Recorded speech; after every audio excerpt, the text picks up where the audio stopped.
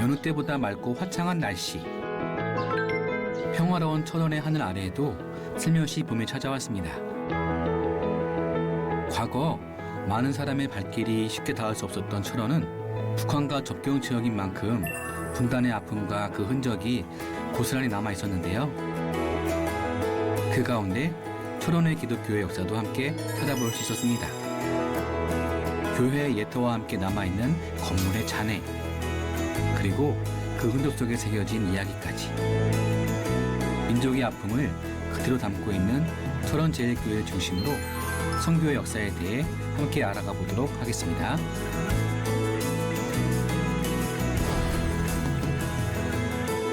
어떻게 보면 그렇게 무슨 해안가도 아니고 그렇다고 무슨 큰 강이 있는 것도 아닐 텐데 철원이라는 곳이 되게 좀 특별하게 또 선교 메인은 아니지만은 중간 기착지? 네, 그러니까 이게 처음에는 중간 기착지 역할을 했는데 네. 후기에 와서 여기가 사실은 선교 거점이 돼요. 그래요? 그러니까 남감리교회가 여기를 인수받으면서 남감리교회 선교 거점이 돼요, 여기가. 아, 여기도요? 네. 근데 다만 지금 이제 그런 게 남아있지 않아서 네. 이제 그게 좀 우리가 이렇게 가시적으로 네. 확인할 수 있는 것이 없어서 아쉬운데 여기도 병원도 하고 특별히 여기는 그런 이제 그 모자원 같은 시설, 유아 교육 시설, 그래요? 그런 시설들을 중심으로 해서 소위 오늘날 말하면 복지 시설을 통해서 선교를 했죠. 1920년대 이후에. 저희는 그냥 철원하면은 약간 군부대가 많고 휴전선과 가깝기 때문에 그런 군사도시 정도로 알고 있었는데 또 기독교 역사적 의미로 봐서는 또 여기가 또 저희가 강원도 지방을 많이 했지만 남감리교가 또 그렇죠. 이 근처에 여기서 개성도 가깝겠네요, 생각해보면. 그러면 여기서 개성은 뭐 직선거리는 얼마 안 되죠. 그러니까 물론 이제 동쪽으로 많이 올라왔지만 네. 개성은 서쪽에 있잖아요. 네. 그런 의미에서 뭐 거리는 멀어졌지만 네. 뭐 지금 현재로서 보면 이제 접경 지역이라고 보통 표현하잖아요. 네. 이건 다 뭐 해방 이후에 그리고 6.25 이후에 형성된 이 분단선이니까 예. 그런 아쉬움은 있지만 그래서 여기 과거에는 사실 이렇게 자유롭게 들어오지를 못했죠.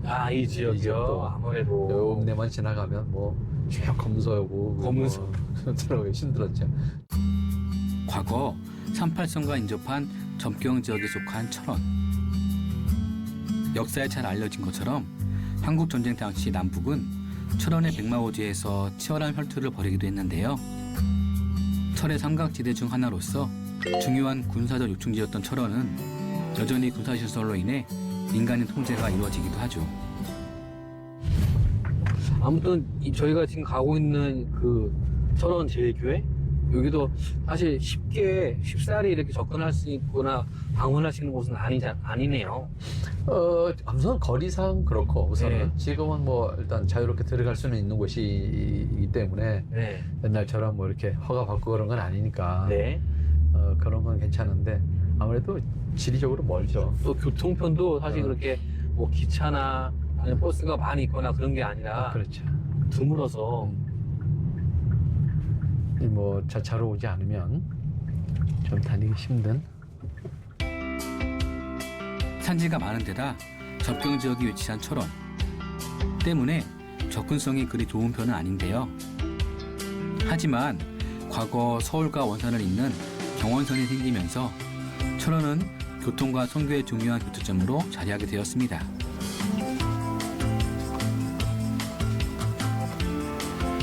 지금 저희가 어떻게 하다 보니까 남감리교 중심의 어떤 그런 선교센터, 교회, 그다음 학교 다루고 있는데 또 철원에 오니까 또 남감리교회에서 세운 또 교회들 네. 선교 센터가 있다고 해서 찾아왔네요. 아무래도 이제 선교지 분할 정책이 실시되면서 네. 강원도 지역이 이제 남감리 교회 쪽으로 이제 이렇게 편입이 되다 보니까 예. 우리가 지금 강원도를 이제 우리가 답사를 하다 보니 자연스럽게 예. 남감리교 중심에 저희가 남감리교를 네, 막 좋아하거나 아니면 막 그런 건 아니지만 어떻게 하다 보니까 선교지 문화 정책에 의해서 장소가 그렇죠. 저희가 지금 강원도 그리고 여기가 철원, 여기도 강원도인가요? 그렇죠. 강원도 철원인 거죠. 아, 저희가 아까도 얘기했지만은 여기 이 철원이라는 곳이 서울에서 출발해서 원산에 가기 중간 기착지. 네. 전 몰랐는데 또 여기가 또 남감리교회 철원 선교센터가 있었던. 그렇죠. 아, 네, 그렇지만 여기가 처음서부터 남감리교 지역은 또 아니었어요. 에? 예, 그러니까 이 특별히 철원 제일교회 같은 경우에는 출발점은 장로교회예요. 그게 네. 어떻게 역사가 있을까요? 그러니까 결국은 먼저 들어온 선교사들이 다양한 지역을 이제 이렇게 답사하지 않겠어요. 선교 여행을 위해서 선교 네. 여행을 하면서 답사하는 과정 속에서 여기를 먼저 다녀간 사람들은 사실 제일 먼저 다녀간 사람들은 감리교 선교사들이었어요. 아, 북감리교. 네, 북감리교. 예. 북감리교 선교사들이 여기를 다녀갔는데 이제 선교를 이어지지는 이제 못했죠. 근데 그 이후에 장로교 선교사들이 사실은 북장로교 선교사들이 여기에 적극적으로 참여를 해서 사실은 공동체가 만들어지는 어떤 출발점이 되죠. 철원 지역이요? 아, 그렇죠.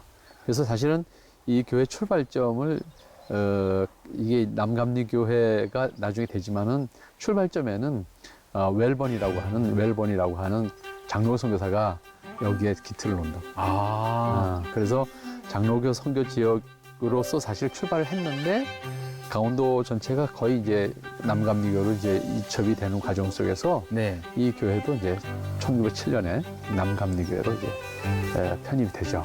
그래서 그 이후부터는 이제 남감리교회 역사로 이제 발전을 하게 되죠. 1905년 일본 선교사에 의해 장로교로 개척된 철원 제1교회. 일본 선교사는 이곳을 중심으로 철원 선교에 기초를 놓았습니다. 하지만 2년이 지난 1907년 선교지 분화 정책으로 철원이 남감리교회의 관할이 되면서 철원 제1교회 또한 소속이 바뀌게 되었는데요. 이후 이곳은 강원도 북부의 남감리교 선교 중심지로 자리하게 됩니다. 참 어떻게 보면은 저희가 많지는 않지만은 뭐 예전에 그 강경이라든가 또 원주라든가 또 그런 몇 군데 지역에서 이렇게 그 분화 정책 때문에 장로교회에다가 감리교회에다가 또 왔다 갔다 했던 그런 역사들이 있네요. 네, 그러면 실제적으로 그런 곳들이 전국적으로 굉장히 많아요. 많은데 특별히 이 지역은 이제 원산 쪽으로 가는 길목이다 보니 다양한 선교사들이 이제 지나갔던 곳인데 네. 그 어떤 선교적인 출발점을 이제 마련을 누가 했느냐 뭐 이런 것에 의해서 처음에 시작이 된 건데 처음에는 이제 웰번 선교사에 의해서 이제 시작이 된 거죠. 시작이 돼서 이 교회가 사실은 지금 시작점을 1905년으로 잡아요. 네. 1905년을 잡는데 그렇게 할 수 있을까? 이제 이런 의구심들이 사실 확정적으로 말하기는 좀 어려운 부분이 그보다 앞서서 실질적으로 장로교 기록들에 찾아보면 그보다 앞선 역사들이 분명히 있다고 볼 수 있겠고 네. 그런 측면에서 이제 1905년보다 더 이르지 않겠냐 이제 이렇게 볼 수가 있죠. 그런 부분이 있는데 어쨌든 이 교회는 1905년으로 네. 지금 역사를 시작점으로 보고 있고 네. 그러다 보니까 자연스럽게 이 철원 지역이 강원도 지역에 어떻게 보면 최초 선교 출발지의 개념을 가져요. 그런가요? 다른 지역보다 제일 먼저 교회가 세워졌으니까요. 그러니까 1905년보다 빠르다고 하면 사실은 웰번 선교사는 1900년에 들어와요. 네. 우리나라에. 네. 1900년에 들어오는데 장로교 선교사들이 이 지역을 다녀가는 것은 그보다 이르단 말이에요. 그렇죠. 1898년, 99년 예. 이 여간에 이미 여기 선교 어떤 거점들을 마련하는 작업을 했단 말이에요. 예, 예. 그러면 적어도 1900년 내지 1901년 이 여간에 교회가 세워졌다 이렇게 가정할 수 있는 그러겠죠. 부분들이 있어요. 그런데 이제 이 교회가 1905년에 설립 기념일로 이제 받아들이다 보니 네. 이보다 먼저 지어진 설립된 교회가 언제 어디냐라고 했을 때 그건 하디 선교사에 의해서 1901년에 세워지는 지경터 교회라는 거예요. 가까워요. 이 근처에 지령터 교회가 있는 근데 거예요? 지금 그 교회가 사실은 없어요. 그래서 이제 결국 그 교회가 없어짐으로 인해서 이 교회가 최초의 교회가 된다 뭐 이런 개념이 되는데 그렇게 말할 수 없는 것이 다시 또 동해안 지역에 맞아요. 저희가 갔던 1901년에 이미 세워지는 교회들이 있잖아요. 그럼요. 그런 의미에서 이제 이 교회가 이제 최초의 교회는 이제 최초의 교회다 이렇게 말하기는 이제 어려운 부분인데 그쵸, 순서상. 다만 장로교 선교부의 활동을 이제 받아들인다고 하면 네. 이제 최초라고 하는 개념을 쓸 수가 아. 있겠죠. 그러나 감리교 선교사로만 말한다면 하디 선교사가 이제 원산으로 발령을 받아서 원산에 자리 잡게 된 이후에 원산을 오가는 길에 여기서 이제 선교를 하고 최초의 15명의 세례를 주면서 지경토 교회를 세운단 말이죠. 아. 그래서 지경토 교회라는 교회가 그런 의미에서는 감리교 중심의 역사를 봤을 때 최초의 교회가 돼요. 지경토 교회가. 근데 그 지경토 교회가 사실은 그걸 좀 제가 좀 정리해보자 했는데 사실 자료를 찾지를 못했는데 결국은 지경토 교회가 1901년의 출발점으로 다 이제 공식적인 기록으로 말하고 있어요. 근데 정작 그 교회가 지금 현재 현존하지 않아요. 근데 그것이 그럼 언제 없어졌느냐라고 하는 것들을 좀 찾아내야 되는 작업을 해야 되는데 그런 교육들은 이제 적극적으로 하지 않은 것 같아요. 그래서 저는 뭐 쉽게 찾을 수 없어서 정리를 못했는데 그러나 그 지경토 교회 근처에 사실 지금 지경 장로교회라는 교회가 있어요. 아, 같은 지명을 쓰네요. 네. 지경리니까. 예. 그래서 지경 장로교회라는 교회가 있는데 그 교회가 바로 그 터 근처예요. 그 지경터 교회가 있었던 근처에 그 장로교회가 있는데 다만 역사를 계승하냐라고 하는 것은 아닌 거예요.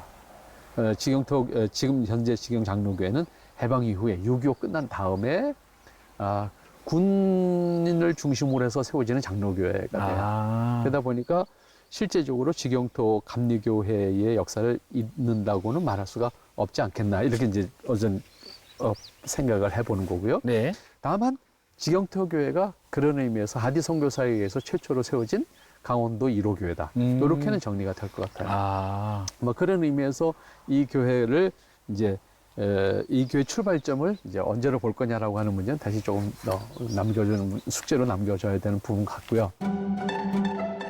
강원도에 많은 복음의 씨앗을 뿌렸던 하디 선교사. 1900년대 초반 철원에 지경토 교회를 비롯해 기마교회, 연천교회 등을 세우며 남감리교회 영역과 영향력을 더욱 넓혀갔는데요. 출발점은 조금 다르지만 철원 제2교회 역시 현재는 남감리교회 선교 역사를 함께 이어가며 선교의 중심지로 자리하게 되었습니다. 어쨌든 이 교회가 후에 남감리교회로 이첩이 돼서 남감리교회로 이제 성장을 하면서 지경토 교회보다도 이 교회가 철원 지역의 선교 중심지, 거점 교회가 되는 거예요? 거점 교회가 되죠. 거점 교회가 되고 실제적으로 1920년에 이제 두 번째 예배당을 짓는단 말이에요. 1920년 두 번째 예배당이 제대로 된 예배당이 지어지는데 벽돌 건물로 네. 그 건물이 지어지면서 동시에 이 철원에 남감리교 선교 센터가 만들어져요. 그래서 여기가 선교 스테이션이 돼요. 네. 그래서 실제로 구세병원, 네. 철원 구세병원이 만들어지고 그다음에 학교들이 만들어지게 되고 특별히 이 남감리교회가 여기에 거점을 확보한 이후에는 다양한 복지시설, 유아, 그다음에 여자분들, 그다음에 건강, 보건, 위생을 교육하는 어떤 그런 시설들, 네. 또 그런 특별히 이 기록에 의하면 당시에는 못 먹어서 유아 사망률이 높았어요. 아무래도 그 당시에는 먹을 게 없어서. 네. 유아 사망률이 높으니까 그 아이들을 유아들이죠. 그러니까 그 영화지 영화. 영화보다는 영화를 위탁받아서 네. 길러주는 거야. 보육원 개념도 있겠네요. 네. 그래서 영양식을 먹여가지고 전부 영양실조에 걸려 있으니까 걔들을 위탁받아서 이제 이렇게 영양식을 먹여서 건강을 회복하게 해주는 그런 역할을 그런 일들을 해요. 또 남감리교만의 또 사역이네요. 독특해요. 그 영화를 위탁받아서 그 영양실조에 걸리는 아이들을 이제 살려내는 작업. 그런 사업들 같은 그런 역할들을 이제 이 설원 지금 제1교회를 중심으로 해서 당시에는 설원읍교회라고 하는 교회였습니다만 그 교회를 중심으로 하는 선교센터가 되어서 그 주변에 그런 부대 시설을 가지고 운영을 하게 되죠. 철원 제1감리교회가 철원 지역에서 세워져가지고 참 어마어마한 일을 중요한 일을 또 했었네요. 그렇죠. 그러니까 이게 지금 사실 복원된 개념이거든요. 네. 그러다 보니까 본래 역사를 잇는 교회가 없는 거예요. 이건 아. 복원을 해서 예. 이 자리에다가 이제 한데 이건 사실 지금 이 무너진 건물은 세 번째 예배당 건물이거든요. 세 번째요. 세 번째 예배당 건물인데 그 교회가 그러니까 없어진 거죠. 네. 일제 말기로부터 시작해서 6.25 거치면서 없어진 것을 이제 복원한 것이고 이 동성 읍내에 가면 철원 감리교회라는 교회가 또 있어요. 아, 그래요. 그래서 본래 이게 철원 읍교회인데 그 이름을 이제 그대로 계승하기가 어려우니까 이제 철원 제일교회라는 이름을 지금 써서 네. 이렇게 사용을 하고 있는. 아. 이제는 사라진 교회의 옛 모습들. 남아있는 것은 오직 사진뿐인데요. 비록 옛 교회의 모습은 사라졌지만 그 고귀한 정신을 회복하기 위한 움직임 속에 지난 2013년에는 복원기념 예배당이 봉헌되었습니다. 건물의 복원은 곧 잃어버린 교회 역사와 함께 믿음과 신앙을 다시 세우기 위한 하나의 노력이라고 할 수 있는데요.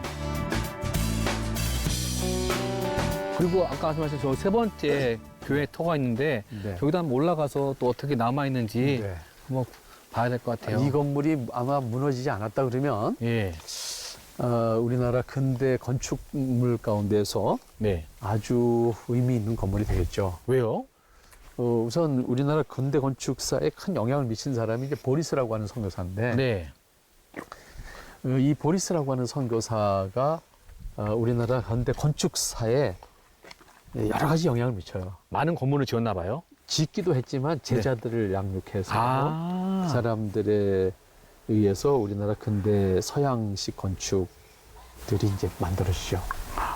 보리스 선교사가 우리나라의 건물을 약 190채를 설계를 서양식 건물이겠죠? 네, 그렇죠, 그렇죠. 190채 정도를 설계를 했다 그래요. 예. 보리스 선교사는 사실 평신도 선교사예요. 요즘 말로는. 예. 근데 이 사람의 활동이 아주 독특해요. 이 보리스 선교사가 우리나라에 와서 그 건축을 하는데 건축물을 이분이 남기는 게 많은데 네. 사실 지금 남아 있는 것이 대표적으로 이제 이 건물이 무너져서 네. 좀 아쉽긴 한데 이화대학교 본관 건물 아, 이화여대 본관이요? 그 본관 건물이 이분이 지은 거예요. 그다음에 그때 초기에 지어졌던 5개 건물이 있어요. 그걸 다 그분이 설계한 거예요. 아. 그다음에 교회 건물로서는 안동 장로교회. 안동 장로교회요? 그 벽돌로 졌던 걸로 벽돌이 아니라 돌멩이죠. 돌멩이죠, 네. 돌멩이죠. 저희도 그때 한번 갔었는데 되게 독특하더라고요. 돌로 하나하나씩 다 쌓아 안동 올렸던. 장로교회가 바로 안동교회가 네. 그 보리스 선교사가 설계한. 와, 그러면 안동, 여기가 또 철원, 또 이화여대 건물은 또 서울. 굉장히 전국을 다니시면서 그래요? 다 하셨네요. 190채 정도라니까 나는 190채 정도 다는 확인을 못해서 모르겠지만 대표적으로 우리가 알 수 있는 건물들이라고 하면 이제 그런 건물들을 이제 들 수가 있죠. 아. 일본뿐 아니라 국내 건축사에도 한 획을 그은 보리스 선교사. 우리나라에서는 태화 기독교 사회관을 비롯해 원산 종합교회 등을 세우며 명성을 높였는데요. 특히 이화여대의 건물들은 그가 가장 애착을 가진 건축물로 잘 알려져 있습니다. 이뿐만 아니라 교회와 학교 등 내노라 하는 국내의 많은 건물들이 그에 의해 지어졌지만 철원제일교회는 단연 보리스를 대표하는 국내 건축물로 손꼽혀왔는데요. 한번 올라가서 네. 그분이 어떻게 또 설계를 하고 또 지었는지 한번. 이 양반이 지은 건물이 소재가 네. 당시에 우리나라에 들어와서 건물을 질 때 소재가 대부분 돌멩이에요. 돌멩이요? 아. 이런 화강석인가요? 그러니까 뭐 그 지역에서 구할 수 있는 돌을 아, 가지고 쉽게 구할 수 있는. 돌을 가지고 건축을 했어요. 그것이 이 양반 건축의 특징이라고 볼 수 있는데. 어떻게 보면 자연 친화적이고 그냥 지역 친화적인 그런 마인드였네요. 그렇지요. 그러면서 단순히 그냥 돌멩이 쌓아 올린 것이 아니라 나름 이제 그 어떻게 문이라든지 네. 또 그 전체 규모 면에서는 일반적이지 않죠. 1937년 보리스 선교사에 의해 건축되어 현재는 근대 문화유산으로 보존되어 있는 철원제일교회의 석조 예배당. 화강암과 대리석, 화산암의 조화를 세워진 예배당은 지하 1층, 지상 3층 규모의 웅장함을 자랑했다고 하는데요. 비록 이제는 일부 벽체밖에 남지 않았지만 과거 이 속조 예배당은 동대문 밖 최고의 건축물이라는 찬사를 받기도 했습니다. 이게 이제 현관 로비 그러네요. 이 들어가는 포치에 해당되는 곳인데 예, 포치. 화강석을 이렇게 잘 깎아서 문을 만들었죠. 이 예배당이 이제 지하 1층, 지상 3층 건물이었어요. 그 당시는요? 그 당시에. 그래서 아주 유명한 건물이었죠. 그러게요. 한번 또 안에 들어가 볼까요? 들어갈 수도 있어. 와.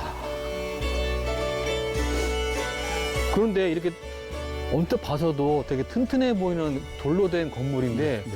아니 어쩌다가 이렇게 무너졌을까요? 이게 무너지는 사연이 또 마음이 아프죠. 왜요? 이게 그러니까 여기가 해방 이후에는 38선 이북이잖아요. 그러니까 북한군이 장악하고 있었죠. 예. 북한군이 여기를 다양한 시설로 썼죠. 그럴게요. 튼튼하고 또 괜찮으니까 여기다 다양한 뭐. 시설로 사용하다가 6.25가 났고 6.25가 폭격할 때 이제 이게 예배당 건물이잖아요. 예. 인민군이 여기 숨었어요. 그러면 여기다 때린 거예요? 때리죠. 그러면 폭격에 의해서 이게 날아간 거. 폭격에 의해서입니다. 그래서 북한군들도 알잖아요. 인민군들도 알잖아요. 그러겠죠. 이 교회 건물이라는 것에 대해서 또 이제 미군이 폭격할 때 좀 나름 이제 피하지 않을까. 그러니까 뭐 이런 십자가 있으면 왠지 안 폭격 안 할 것 생각도 같은데. 했을 것이고. 그것 때문에 또 기어. 그래서 많은 사람들이 들어와 있으니까 폭격을 해서 결국은 이 튼튼한 건물이 그럴게요. 지금은 거의 뼈대. 위에는 뭐 아무것도 없고 진짜 이게 벽체만 남았죠. 이런 아치형 포치 여기만 좀 남아 있고 와 진짜 아무것도 없네요. 거듭된 교회의 성장과 부흥으로 1937년 교회 창립 30주년에 맞추어 새 예배당을 건립했던 철원 제2교회. 하지만 1950년 한국 전쟁의 발발로 위기를 겪게 되었는데요. 미군이 교회는 폭격하지 않을 것이라고 믿었던 인민군들의 생각과 달리 전쟁 1개월 만에 이곳은 가차없이 미군의 폭격을 받게 됩니다. 그로 인해 예배당은 벽체 일부만 남기고 모두 무너져 흔적만 남게 되었는데요. 이 예배당이 그대로 남아 있었으면 아마 그 우리나라의 참 유서 깊은 건물이 됐을 텐데. 그러니까요. 그 건물 저 옛날 사진을 보면 금강산에 있었던 그 수양관, 네. 선교사들의 수양관 비슷한 건물이기도 해요. 제가 기억하기로도 지리산에 있는 노고단에 있는 그런 건물에 지금 남아 있는 잔해하고도 약간 형태가 비슷해요. 비슷하죠? 네. 저 굴뚝벽체 같은 맞아요. 것들을 보면은 노고단에 있는 건물들도 다 돌멩이를 줬거든요. 맞아요. 한 기억에. 60채 정도 있었는데 네. 57채인가 여기 있었는데 다 돌멩이를 줬거든요. 그래도 여기는 아까 들어올 때 보니까는 대한민국 근대 문화유산이라는 거를 이렇게 지정을 해줘가지고 그런 게 있으면 어쨌든 이렇게 보호가 되고 관리가 되고 유지 보수가 되지 않을까요? 그렇죠. 그러니까 이것이 사실은 온전한 형태가 아니라서 네. 문화재로 지정될 수 없어요. 그럴 수밖에 그럼에도 없겠죠. 불구하고 지정이 된다는 것은 이것의 건축 양식에 어떤 그 의미가 있기 때문에 예. 건물이 없음에도 불구하고 그러게요. 문화재로 지정했죠. 저번에 말씀하시기에 건물이라든가 뭔가 없으면 문화재 안 되죠. 지정할 수 없다고 하는데 사실 여기는 진짜 뼈대만 남은 건데 지정이 됐다고 하는 것은 그만큼 그 이상 뛰어넘는 그런 의미가 있다라고 그렇죠. 인정해 주는 거겠네요. 건축 소재나 양식이 네. 우리 전통하고는 너무 다른, 그러니까 어떻게 보면 전환기에 그 신문물이 들어오면서 서양식 건축 양식의 어떤 그 틀이 여기서 보인다고 볼 수 있겠죠. 우리는 뭐 건축에 대해서 잘 모르지만 그러게요. 그래서 아마 지정을 한 것 같습니다. 당시의 사진만 봐도 알 수 있듯이 어디에 내놔도 손색 없을 자랑거리였을 철원 제2교회의 석조 예배당. 화산암으로 이루어진 내벽과 화강암으로 쌓아진 외벽, 그리고 대리석으로 장식된 정면의 창까지. 짐작컨대 실제 예배당은 건축물 이상의 하나의 작품과 같지 않았을까 싶은데요. 어떻게 보면 그 당시도 보면 철원이라는 것이 꼭 그렇게 큰 대도시가 아니기 때문에 그럼요. 작은 도시였을 텐데도 이곳에 이렇게 교회가 세워져가지고 이런 또 단순히 교회가 아니라 교회 이상의 어떤 건축학적 의미를 지닌 건물로 지어졌다는 것이 되게 신기하네요. 그러니까 이 당시에 이 교회가 신자들이 뭐 지금 우리가 생각하는 것보다 훨씬 많이 모였다 그래요. 아. 거의 500명 정도. 그 당시에요. 그 당시 그러니까 굉장히 컸다고 볼 수 있겠죠. 네. 그러니까 이게 1937년도에 지었던 건물이거든요. 네. 그러니까 일제 거의 말기에 해당되는 시점에 와서 이 건물이 지어진 것인데 어쨌든 그만큼 많은 신자들이 모이는 곳이기 때문에 많은 건물이 사실 세워질 수가 있었죠. 아, 3층으로 지어졌으면 더 멋있었겠네요.